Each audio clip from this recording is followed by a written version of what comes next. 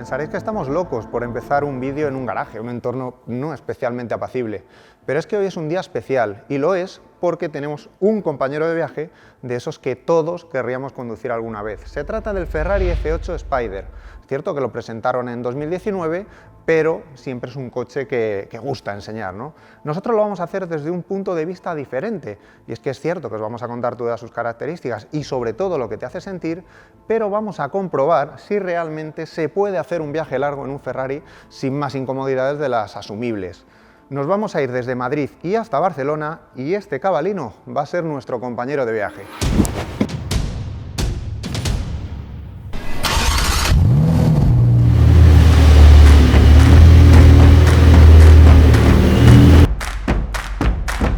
Bueno, pues los primeros metros al volante del F8 Spider, lo primero que veis es mi sonrisa en la boca. Tengo que reconocer que es el tercer Ferrari que conduzco en mi vida, pero no deja de ser algo totalmente especial. Eso sí, nunca había afrontado un viaje largo como el que vamos a hacer hoy, y ya me asalta la primera duda, porque lo primero que he sentido al sentarme en estos asientos, que por cierto son de fibra de carbono, es que son terriblemente duros. Es cierto que he leído que se acostumbra el cuerpo a lo largo de los kilómetros a ello y luego no son tan duros, pero de primeras asusta un poco el tener 600 kilómetros por delante, a ver cómo reaccionamos. Y eso es precisamente pues, lo que os vamos a ir contando, ¿no? Acompañadnos en este viaje y trataremos de haceros partícipes de, pues eso, de lo que es viajar en un cabalino. Primeros kilómetros completados con el Ferrari F8 Spider, y tengo que reconocer que hay una cosa que en un principio cuando me lo dijeron me pareció un exceso de poesía, y es verdad. Si os acordáis, antes de salir os he dicho que los asientos eran demasiado duros y que temía por mi espalda. Pues bien, con el paso de los kilómetros, y diría 5 o 10 minutos, me da la sensación como de estar totalmente en simbiosis con el coche, o sea, integrado. Evidentemente los asientos siguen siendo duros, pero no noto una incomodidad como en un principio podría parecer. Lo dicho, o sea, no es un vehículo pensado por y para viajar, pero al menos en términos de confort sí que creo que es más apto de lo que uno en un principio puede pensar. Ahora os contaré más cositas, pero tenemos que realizar el primer pit stop del viaje a echarle un poquito de gasolina. Primera parada del viaje. Parece que queda bastante gasolina porque pone que tiene una autonomía de 250 kilómetros, pero con este coche nunca hay que fiarse. De hecho, ayer mismo estuve conduciendo con él un rato y la reserva saltaba a los 134, así que vamos a darle de beber y seguimos.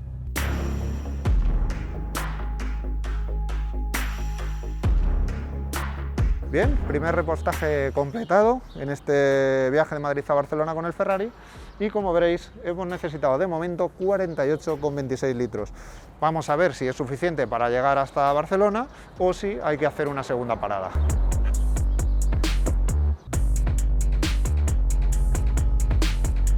Bien, pues como veis, una de las principales características de este Ferrari F8 Spider es precisamente que se puede descapotar. Es una maniobra que se hace en 14 segundos y que se puede realizar hasta 45 km por hora de velocidad.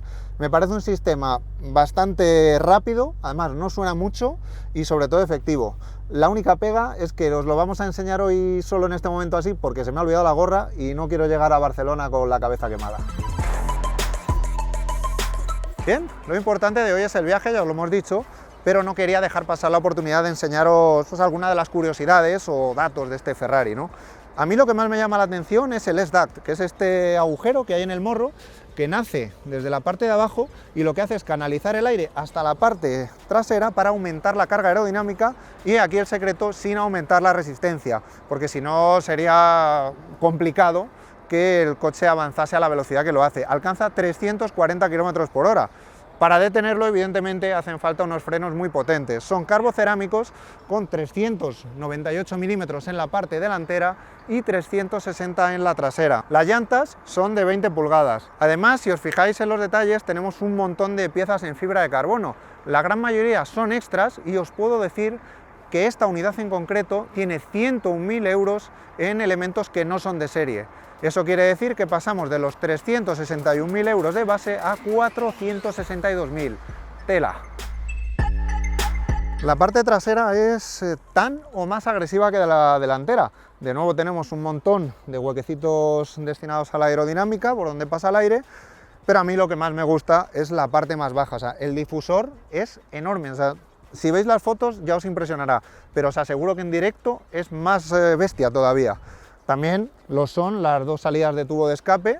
Luego aceleraremos un poquito el coche, bueno, revolucionaremos más de la cuenta el coche, que no hay que saltarse los límites de velocidad, para que escuchéis el sonido que emana por ahí, es brutal. Y el motor está en la posición central trasera. Me vengo hasta aquí atrás porque quiero abrir la tapa para que veáis esta joya de la tecnología, que es un V8 de 3.9 litros con 720 caballos de potencia. ¿Qué logramos con ello? Acelerar de 0 a 100 en 2,9 segundos, hasta 200 llegamos en unos 8 más o menos, y alcanzar una velocidad punta de 340 km por hora. Antes de entrar a enseñaros un poquito el interior, vamos a contaros otra de las curiosidades que tiene el coche, y es que evidentemente si hay que hacer un viaje largo hay que ir a por agua para beber por el camino. Ya sabéis que es muy importante hidratarse conduciendo, pero ahora tendremos que estudiar dónde metemos las botellas porque no hay materialmente sitio. Se me ocurre una redecita que hay aquí detrás de los asientos para que por lo menos no vayan sueltas. Ahora lo pensaremos y os contamos qué hacemos con ello. Cositas del interior. Lo primero, hay que estar ágil para montarse. Veis que hay que hacer aquí unas... Y también es igualmente complicado para salir. Los asientos ya los hemos comentado.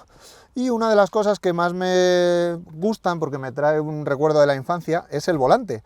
Que yo el primer volante que tuve para jugar a los juegos de coches en el ordenador era de Ferrari, y ver aquí el Cavallino pues me trae buenos recuerdos.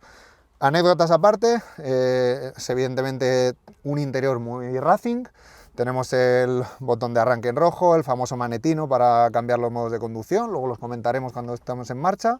Y un cuadro de mandos que tiene un aspecto bastante clásico. El cuentarevoluciones está en el centro, amarillo, con las 8.000, 9.000 y 10.000 revoluciones ya en rojo, y dos pantallas en los laterales. Una te da información acerca del viaje y en la otra pues puedes controlar el Apple CarPlay, que lo tiene, el navegador, etcétera, etcétera. Como veis, aquí también tenemos una gran cantidad de fibra de carbono. De nuevo, todos los extras que os he dicho antes, los famosos 101.000 euros, también tienen su reflejo aquí en el interior. También hay espacio para ciertos elementos de confort, como por ejemplo el climatizador, que es cierto que los mandos pues, son de plástico como los de un coche más normal, pero el objetivo de este Ferrari evidentemente no es el de que vaya precisamente cómodo quien lo conduzca, que también, pero lo suyo es que hacer un coche para que corra lo más posible. También tenemos un equipo de audio JBL, creo que es el único coche de prensa en los 13 años que llevo dedicándome a esto que no he estrenado todavía, y no creo que lo haga porque el sonido del motor es suficiente música. Y el último extra que me gustaría comentar es esta pantalla de 7 pulgadas que está justo delante del copiloto y en la que él puede consultar diversas informaciones. De hecho, Santi, nuestro gran cámara, iba viendo la velocidad y las revoluciones del coche en todo momento. Y bueno, después de contaros todo esto, vamos a volver a arrancar y os seguimos contando qué nos depara este viaje. Bueno, ahora que os hemos contado cómo es un poquito el coche, tanto por fuera como por dentro, es momento de hablar de anécdotas. Y además es que me lleva pasando desde ayer que cogí el coche por primera vez hasta ahora, en cualquier momento que te paras. Y la conclusión a la que llego es que es difícil vivir con un Ferrari si no tienes mucho don de gentes o si, yo qué sé, pues tienes malos días generalmente, ¿no? ¿Por qué digo esto? Porque es una constante la gente que te para, que quiere hacerse fotos con el coche, que te pregunta. Lo de ayer, cuando lo conduje un poco por Madrid, fue increíble. O sea, me llegaron hasta a un hombre que no conocía absolutamente de nada a pedir que le diese una vuelta en el coche. Obviamente lo siento por él, pero sobre todo en esta época de coronavirus no hay que jugarse el tipo, por decirlo de alguna manera. Y ahora, cuando estábamos grabando el vídeo, pues era una zona de camioneros y se han acercado 3. Habremos empleado aproximadamente 1 hora y media, casi 2 horas, pues en grabar los discursos, recursos y demás. en definitiva todas las cosas que no veis generalmente, y la hora y media, 2 horas, los 3 camioneros se han estado observando el coche, tirando fotos, a mí preguntándome cuándo estaba Santi trabajando. O sea, de verdad es una auténtica locura la pasión que despierta un Ferrari. Acabamos de entrar en la provincia de Zaragoza, con lo cual vamos ganando experiencia, ¿no? en lo que se refiere a conducir este Ferrari F8 Spider, y un buen momento para seguir contándoos curiosidades. Las primeras tienen que ver con el volante. Es que hay una cosa a la que a mí me está costando bastante acostumbrarme, que son los intermitentes. ¿Por qué? Porque están integrados en los propios radios. Y no son pocas las ocasiones en las que todavía los busco por la parte de atrás, como en un coche convencional. En la parte de atrás tan solo están las levas del cambio. Recordemos que este coche lleva una caja de cambios de doble embrague de 7 velocidades, puede funcionar perfectamente en modo automático, pero cuando uno quiere sacarle las cosquillas, o buscarle las cosquillas, mejor dicho, pues es más divertido manejar estas levas. Van ancladas a la dirección, eso quiere decir que no se mueven con el volante, y es por ello que tienen un diseño, mejor dicho, un tamaño tan grande. ¿Por qué? Porque, por ejemplo, si estamos girando una curva hacia la derecha y queremos subir marcha, tenemos que llegar con el dedo sin soltar el volante. Y en ese sentido Ferrari pues ha apostado por un diseño de lo más ergonómico, ¿no? Por decirlo de alguna manera. También es curioso ver cómo se pone la marcha atrás, y es que no se realiza desde las levas, y sí desde un botón que va en la pequeñísima consola central, en la que solo tenemos 4 botones. Precisamente el botón de marcha atrás, el botón que activa el cambio automático para no manejarlo con las levas, y el launch control. En el volante también tenemos otros 2 mandos principales, uno que adapta la suspensión a las carreteras con baches, y bueno, que es también recomendable llevarlo en poblado. Pues, bueno, ya sabéis que hay badenes y demás, y este coche es tremendamente bajito, aunque es cierto que me ha sorprendido, porque yo pensaba que algún rascón le iba a meter seguro, y no he tenido ningún problema, os lo prometo.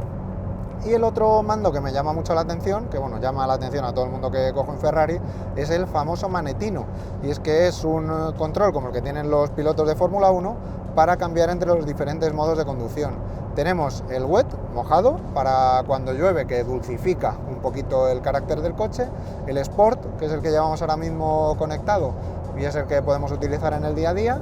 El race, que es el que más le busca las cosquillas al coche, y luego otros 2 botones, más que botones, otras 2 posiciones, mejor dicho, que son la que desconecta el control de tracción, y por último el que desconecta el control de estabilidad. Ojo con esto, que solo es para manos muy expertas y en circuito. ¿Por qué digo esto? Porque es un coche fácil de conducir.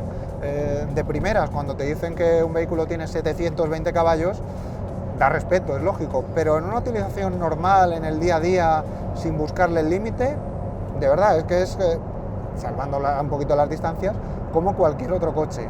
Los problemas llegan cuando se le busca el límite, y sobre todo en la parte más alta del contador de revoluciones, que es cuando muestra su carácter. De hecho, es otra de las cosas que me ha sorprendido, porque es un motor biturbo, pero se comporta como un atmosférico, más o menos. ¿Por qué?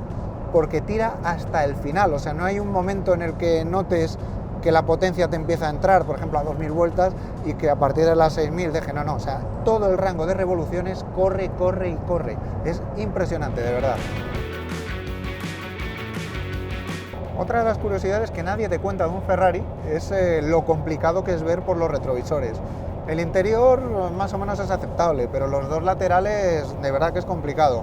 Primero, porque están constantemente vibrando, da igual que vayas a baja velocidad que a alta. Pero lo realmente complicado es que la imagen que ves desde el propio espejo, tan solo la mitad de ella es carretera de lo que pasa detrás o los coches que puedas ver. La otra mitad es el gran paso de rueda que tiene y la toma de refrigeración del motor. Y eso tiene una dificultad añadida que viene a la hora de aparcar. Entre la posición tan bajita que vas, lo poquito que se ve de los retrovisores y que no tiene cámara de marcha atrás, hay que hilar muy fino para no darte una columna con otro coche. Sorprende bastante que el sonido del motor, evidentemente hablo de velocidades legales, sea prácticamente imperceptible. Eso sí, en el momento que reducimos marcha y apretamos, la cosa cambia bastante. No llega a sonar como los Ferraris antiguos, ya sabéis, emisiones, filtros de partículas y demás, pero sigue sonando como un Ferrari. Precisamente ahora al revolucionarlo me he dado cuenta que no os he comentado una cosa del volante también bastante curiosa, y es que en la parte de arriba tenemos unos LEDs que se van encendiendo como en un volante de Fórmula 1 y nos indican cuándo tenemos que cambiar de marcha. Uno de los elementos a los que más hay que acostumbrarse cuando coges este Ferrari F8 Spider es el freno, es súper potente y el tacto es el de un coche de carreras, es durísimo. De hecho, no descarto que conduciéndolo en circuito, por desgracia no hemos tenido tiempo de hacerlo, uno al día siguiente tenga agujetas en el gemelo. También merece comentario la posición de los pies. Tiene reposapiés como tal para el pie izquierdo, pero está bastante centrado, con lo cual resulta muy sencillo conducir frenando con el pie izquierdo, algo que resulta vital precisamente en una pista de carreras. Igual que os he dicho que el motor es bastante silencioso a velocidades legales, lo que no me parece tan silencioso es el coche en sí. ¿A qué me refiero? A la rodadura y al viento. Es cierto que ahora en este tramo de carretera no se nota mucho porque el asfalto está perfecto, pero en tramos que estaba el asfalto más roto, mira, ahora vamos a entrar en uno, de hecho, veis, se oye demasiado el avanzar del vehículo. ¿Podría estar un poquito más insonorizado? Sí, pero a lo mejor perdería un poquito de magia, porque es cierto que ese exceso de sonido también te hace sentir mucho más el coche. Es una guerra de contraste, ¿no? Viajar con un Ferrari, porque dices, ¿tienen comodidades? Sí, pero todas ellas lo hacen especial. Seguimos avanzando hacia Barcelona, ahora vamos a la altura de Zaragoza justo, y como van más o menos un par de horas desde que hemos parado para enseñaros el exterior, el interior del coche un poquito más en detalle, vamos a detenernos a comer un poquito, que también hace falta, aunque os tengo que reconocer que si ayer a estas horas me decís que 3 horas y pico de viaje, habiendo parado una vez, iba a estar tan fresco, no me lo hubiese creído. Me sigue pareciendo el coche bastante más cómodo de lo que en un principio podría pensar.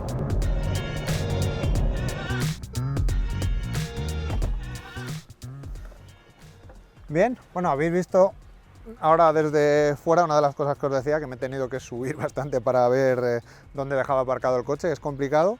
Vamos a comer lo que os habíamos dicho, pero también os voy a enseñar antes de repostar nosotros una de las cosas más curiosas que tiene el coche, que es su maletero. Está en la parte delantera, lógicamente, son 200 litros de capacidad, pero os tengo que reconocer que no da para mucho. De hecho, es complicado hasta abrirlo.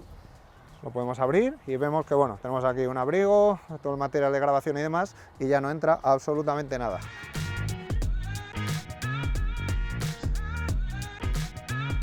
Bien, pues ya hemos repostado y vamos a continuar nuestro viaje, no sin antes contando otra de las anécdotas que nos ha sucedido, que hemos entrado, cogido un bocadillo, 10 minutos y al bajar había 6 o 7 personas rodeando el coche, haciéndose fotos, haciéndote preguntas y demás.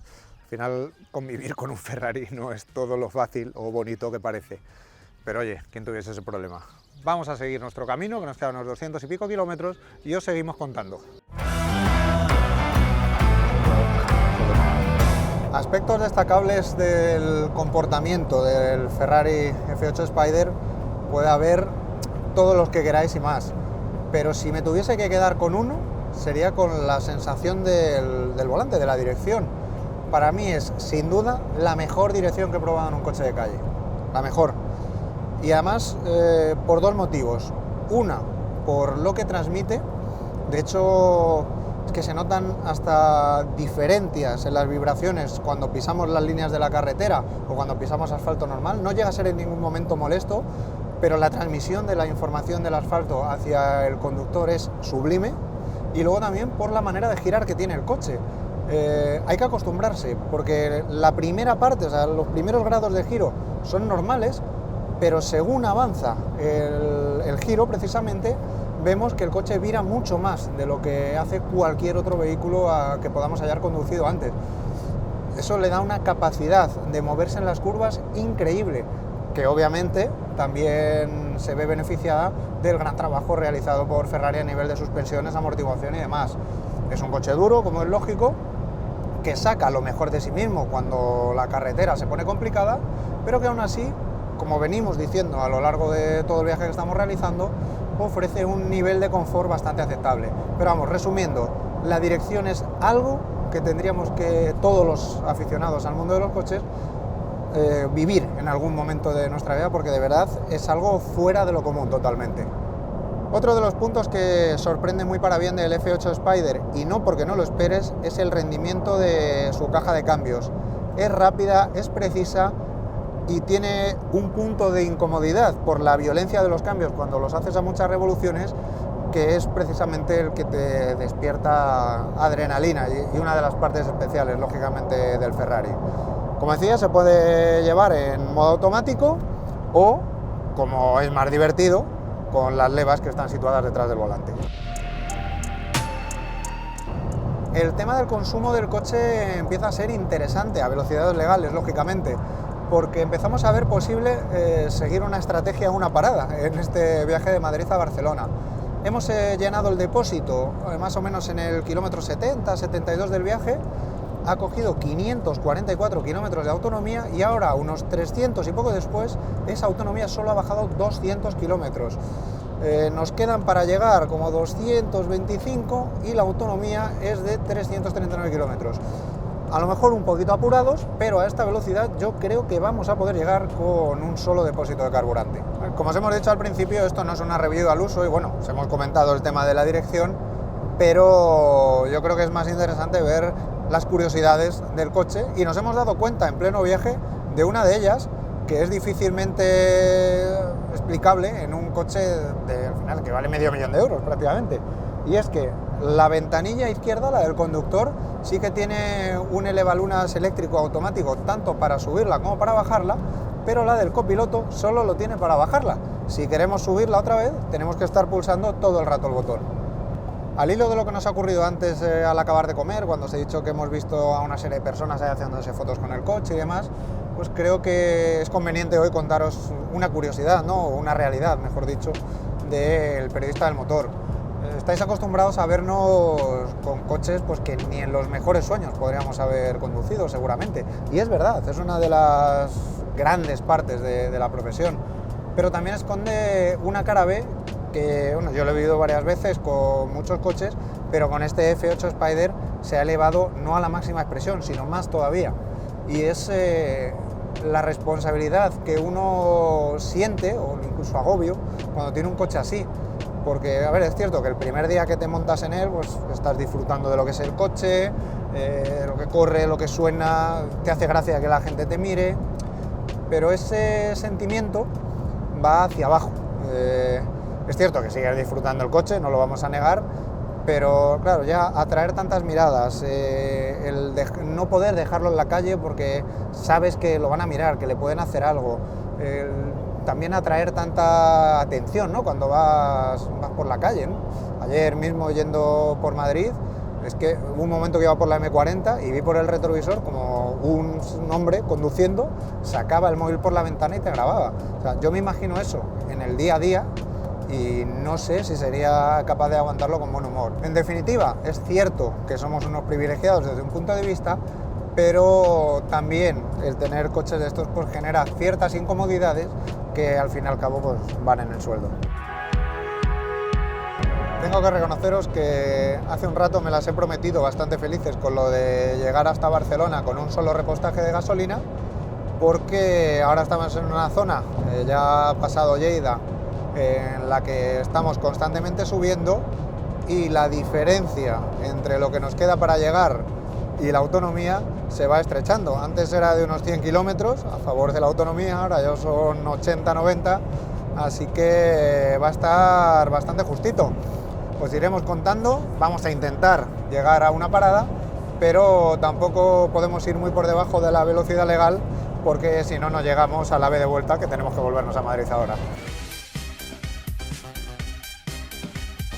Bien, pues al final íbamos a andar muy justitos, porque, como os he dicho, se iba reduciendo la distancia que había entre los kilómetros que quedaban y la autonomía, y hemos decidido hacer un splash and dash rápido. ¿Os acordáis cuando había repostajes de gasolina en la Fórmula 1 y los pilotos iban a quedar, no muchas veces de verdad, sin combustible? Pues paraban, echaban ahí 3 o 4 litros o lo que fuera y tiraban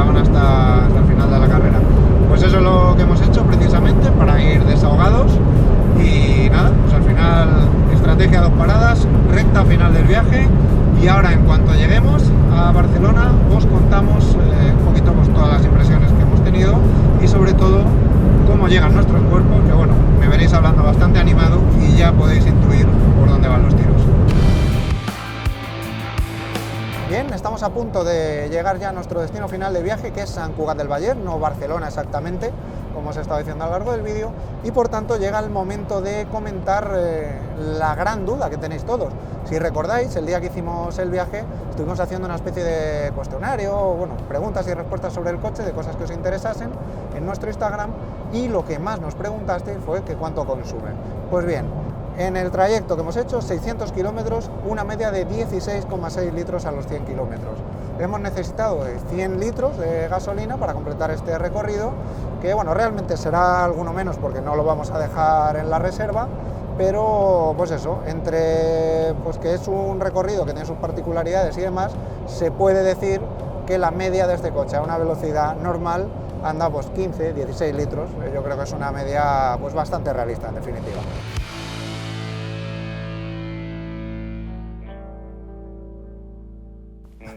Bien, pues viaje completado, ya estamos en Barcelona, concretamente en Sant Cugat del Vallès, y os tengo que reconocer que el Ferrari me ha sorprendido en todo. Evidentemente para ir deprisa lo esperas, pero también para viajar. Teniendo en cuenta que tiene ciertas incomodidades, llega a ser un coche incluso confortable. Yo no he llegado más cansado de lo que hubiese llegado si hubiese hecho este viaje con mi coche. En definitiva, conducir un Ferrari es una experiencia vital prácticamente que se debe tener al menos una vez en la vida. Nosotros hoy la hemos tenido y esperamos haberosla transmitido de la mejor manera posible.